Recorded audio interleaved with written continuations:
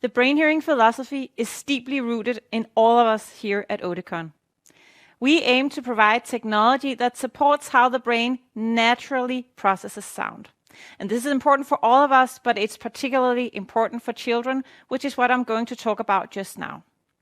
Our brain hearing technologies have proven benefits such as providing a clearer sound for the brain, providing better speech understanding, and less listening effort, all in order to help the user get the most out of life and participate in what matters the most. When it comes to children, children just want to learn and engage and understand who they are and be part of everything at school together with their friends that have normal hearing.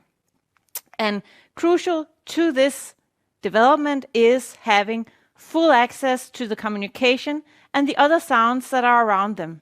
The child needs to learn everything from the beginning, so we need to provide them with access. And this is not only important in terms of speech and language development, it's also important in terms of their social development. At Oticon, we have a history of providing brain hearing technologies for children, and these are based on independent research studies by pediatric audiology researchers from around the world. When creating technology for children, however, it makes sense to look at the context that the technology is used in, as well as the users using it. So, just for a second, consider this. What does a child's world really sound like? So this is not a question that's answered in just one sentence, because a child's world has a lot of variety, very much variety compared to what we experience in our lives as adults. The educational settings is obviously a very, very important one, where the child learns and engages with both teachers and the other students. But we also have the playground during recess, we have spare time activities, we have everyday life at home with parents and grandparents, and we have different situations such as the car or other things that are a natural part of the child's everyday life. When looking at all these different situations, there is a common denominator, and that is noise. In a study by Crookley and colleagues, the researchers looked at what are the noise levels really in the everyday life of a child. And the graphs here, here you see the results for children at daycare and children in school.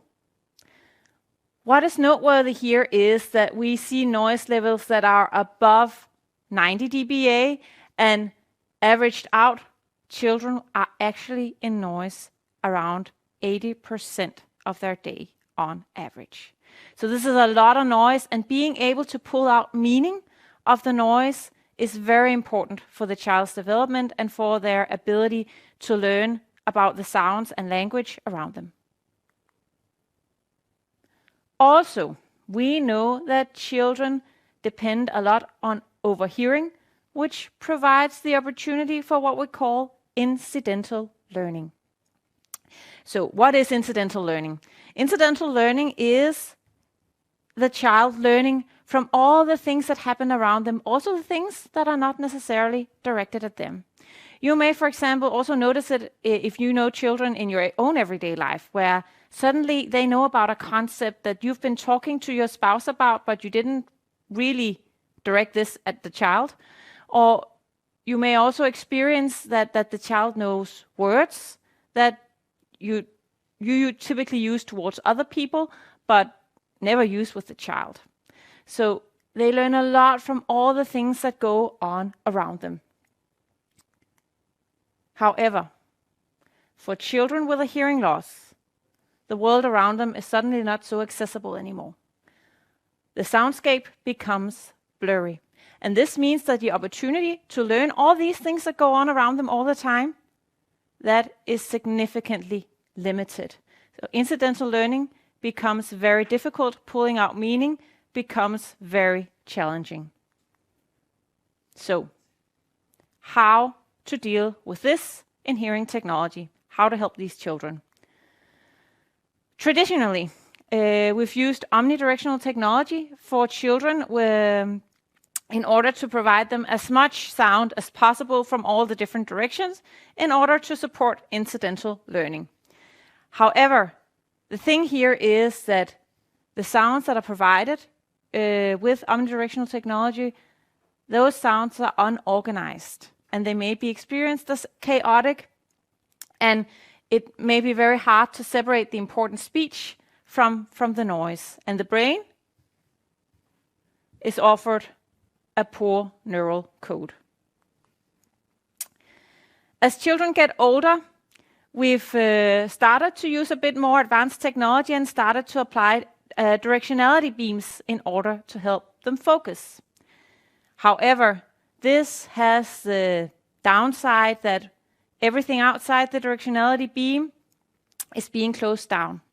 So the opportunity for incidental learning becomes limited because the child does not have access to the full environment.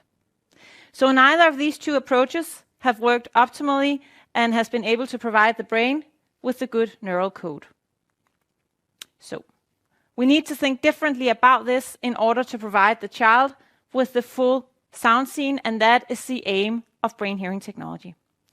With brain hearing technology, we provide children with the full sound scene in order to support incidental learning, and in order to give the child a full and complete neural code and a balanced sound scene where it's much easier to pull out meaning.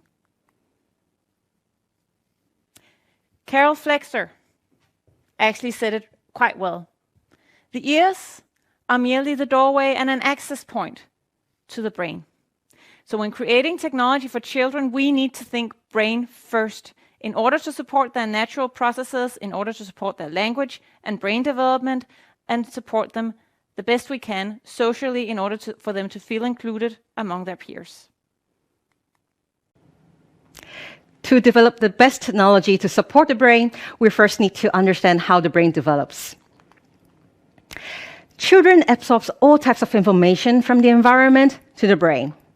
So for human brains, we develop before birth, and it grows rapidly into childhood, and it continues into adolescence.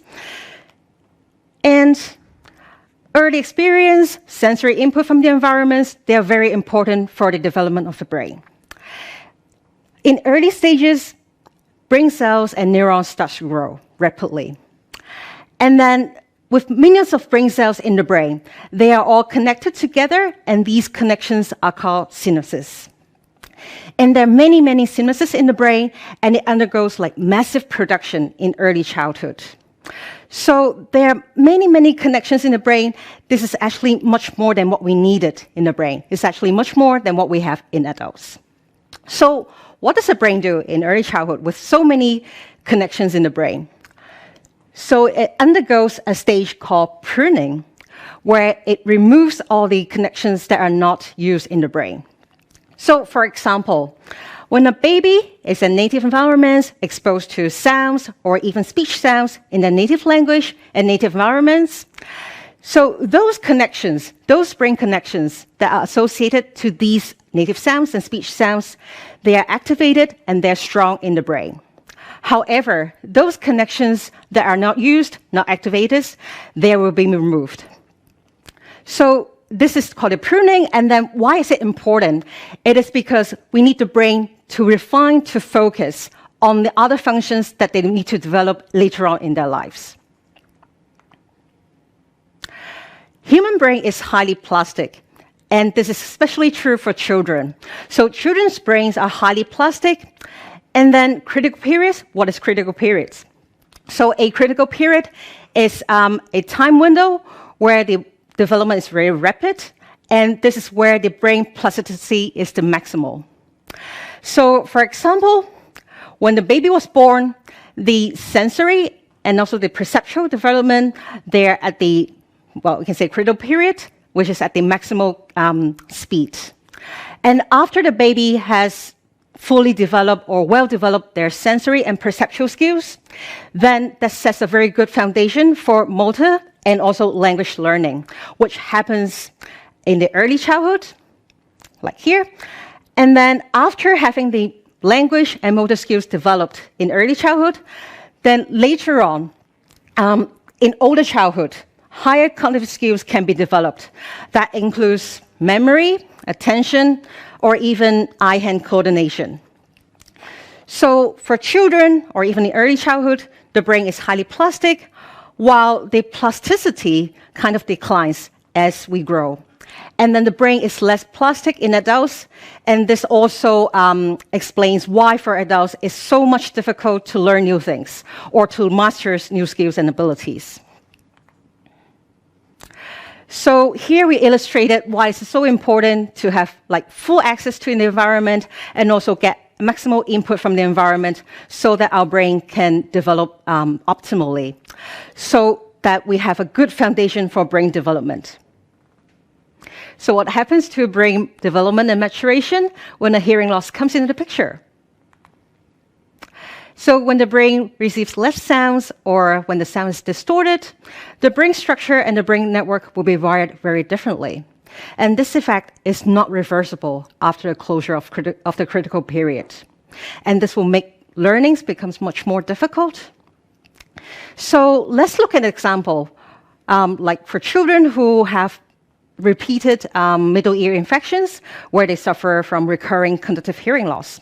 So for these children, they will have difficulties in understanding or perceiving some speech sounds and also binaural cues. This would have a long-term effects on their speech and language development as well.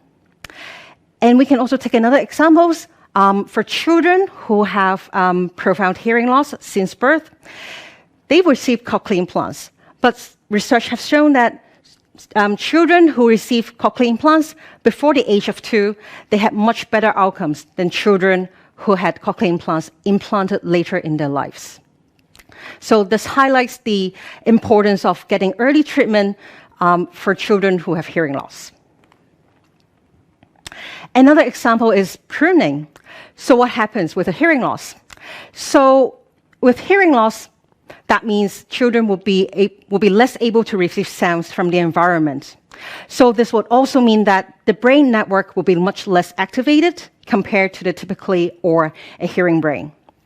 So during the pruning phase, the connections that are not activated or used, they will be removed. This will also mean that the connections for some important speech sounds may also be lost. So just now we have talked about how hearing loss may impact the auditory access to the brain and also the speech and language development. Language paves the way for the emergence of the social skills. There's been some research studies looking into how hearing loss may impact social development and social skills for children with hearing loss. So what they found was that people with children with hearing loss, they had poorer language skills and also poorer social skills as compared to the normally hearing peer. But those children who got hearing intervention earlier, they show better social skills than those children who got their hearing aids later in their lives. So this shows that hearing loss, language development has a negative cascading effect on social skills development. And we also know that from previous studies that with poorer speech and language development, poorer audibility, that would also affect emotion perception and also how the children would understand or perceive other people's motivation or desire. And this is what we call the theory of mind. So here we can see that with hearing loss, with poor access to the auditory environment, there are so many different negative consequences. And of course, having poor access to the auditory environment would affect the brain development and maturation in the early stage. But for instance, like incidental learning and also overhearing other children talking, that would also be affected by their hearing loss. So this means that we need to provide children with hearing loss full access to the environment so that their brain not only get optimally activated throughout the childhood, but also they can also have access to the sounds that they need for language development, social development, and emotion development. So what is crucial here is that we need to identify hearing loss as early as possible, which is the early identification. And then we also need to fit hearing aids or early intervention as early as we can. And then finally, if we can intervene early enough, that would help the children to catch the optimum window for a critical period so that will allow for a much better outcome in their lives. To sum up, well-fitted hearing aids have a positive influence on language and social development. Giving the optimal input to the brain and optimal auditory stimulation, that will facilitate the brain maturation and development, and that would have positive consequences on speech and language development and also the social skills development. So what we need to provide to the children here is that we need to keep providing them with good hearing technology, with well-fitted hearing aids, so that they can benefit from this cycle throughout their lives. Today, most children with a hearing loss find themselves in their neighborhood school, interacting with hearing classmates and being educated by hearing teachers. And well-developed social skills is extremely important for all children starting school. We know from research that there's a strong relationship between psychosocial development and academic performance. We also know that children that have experienced secure social relationships in school, they are more likely to learn and to engage and to view the world as a safe place. But we also know that social skills take longer to acquire for children with hearing loss, although these can be rehearsed by interacting with other children, being at spare-type activities, and so on. However, being included in a normal classroom with all the benefits that this brings does not guarantee it alone. Children need to be fitted with the best possible technology in order to give the brain the best possible foundation and starting point for their social development. We need to view things from the perspective of the brain. With the right technology comes opportunity for children with a hearing loss. It is critical that these children have access to the entire soundscape around them in order for them to learn and engage and feel included. And this is exactly the aim of the Oticon BrainHearing features. Oticon Open Play features Open Sound Navigator that allows access to the entire sound environment and reduces noise even between words. The feature scans the environment 500 times per second and balances all the different sound sources in order for them to be available for the child. Feedback is a common issue that we talk about when fitting children because they have growing ears and they need their earpiece changed often. With Open Sound Optimizer, we are able to keep gain all day without reductions in order for the child not to miss out on any of the important sounds of their everyday life. And finally, we have SpeechGuard that's designed to preserve speech details without compression. There are many benefits of the Oticon feature sets, which have been documented by research in cooperation with international research partners. This video takes you behind the scenes of our research done in cooperation with Boys Town National Hospital. Take a look here.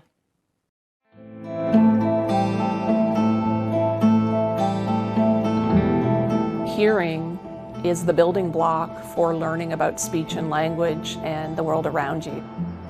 I'm studying how children learn to hear in noisy backgrounds because these are the environments that they listen to all the time.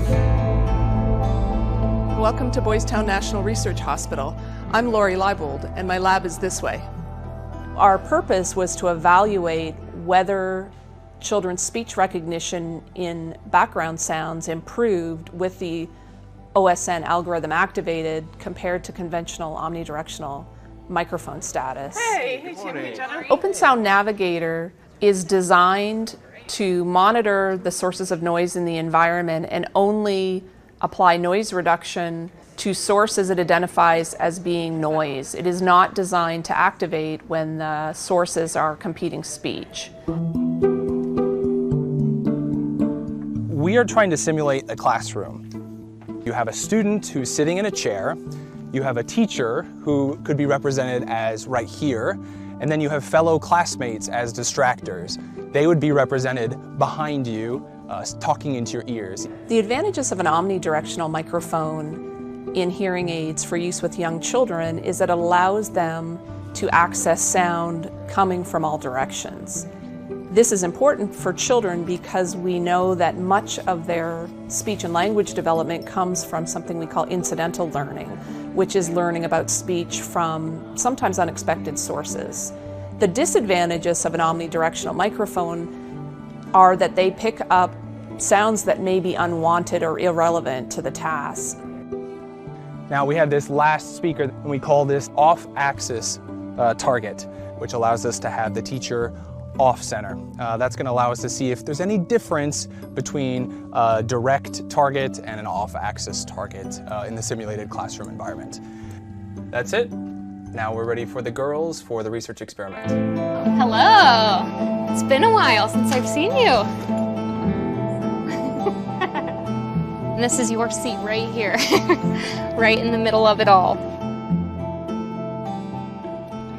The overall findings of the study was that children did benefit from Open Sound Navigator when the background noise was steady state noise. And that was regardless of whether the children were facing the target talker of interest or if the target was off to the side and they weren't facing it. Either way, they did benefit, and their signal to noise ratio was improved on average by about 4 dB compared to an omnidirectional microphone setting.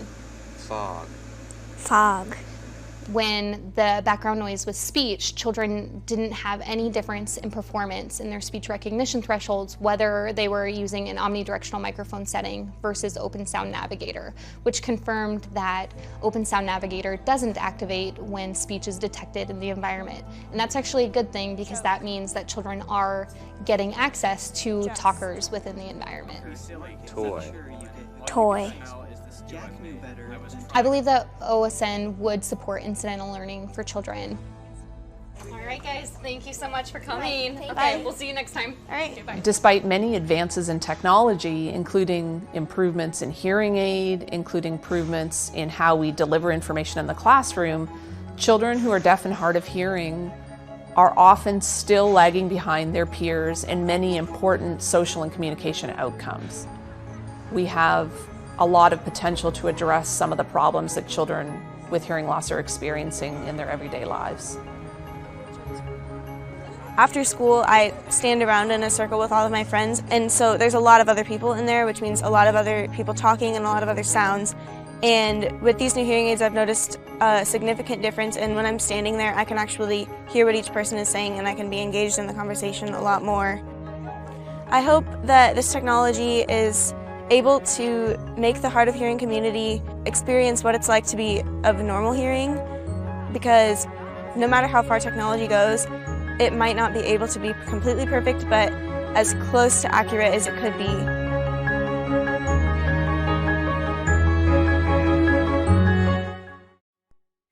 Brain hearing is a journey. Back in 2010, we showed that SpeechGuard preserves speech details. We've also been able to document that Open Sound Navigator improves speech understanding for children, even when facing away from the talker. In addition, we show that Open Sound Navigator delivers better speech understanding and noise with less effort. And we've also documented that Open Sound Optimizer ensures more speech cues for the brain without the gain reductions throughout the day. And finally, we're able to document that enhanced learning with EduMic. But we're not done yet. Brain hearing is a vision, one that we work towards every single day in order to improve the lives of children with hearing loss, with the ultimate goal of enabling children to participate in all the important moments of life. Thank you for watching.